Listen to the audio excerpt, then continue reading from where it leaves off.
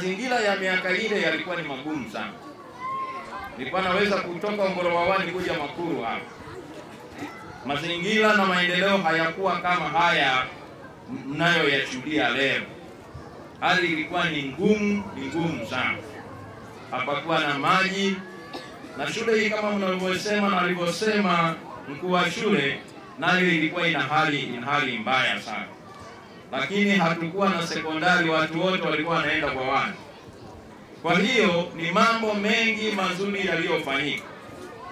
Lakini nimesoma hotuba aliyoisoma mtendaji.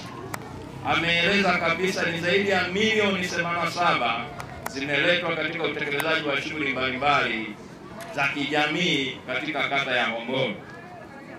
Nimesema habari ya ujenzi wa shule ya Mayeto, lakini nimeeleza ujenzi wa zahanati ya Zepisa, ujenzi wa madarasa shule ya msingi Hombolo Makuru, ujenzi wa madarasa 5 shule ya msingi Msisi, umaliziaji wa madarasa 2 Msisi, ujenzi wa shule ya sekondari Mtemishoroma, madarasa 8 jengo la utawala 1, maabara 3, library 1 na chumba cha kompyuta 1.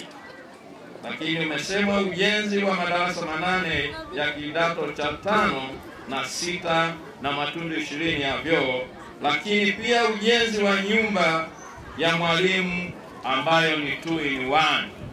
Ndugu zangu, ni miradi mikubwa na pesa nyingi imeletwa. Niungane na nyinyi wote kumpongeza rais wetu kwa kuleta pesa nyingi, kwa maana haya ni mapenzi ya dhati kabisa kwa wana Hombolo Makuru. Tumshangilie.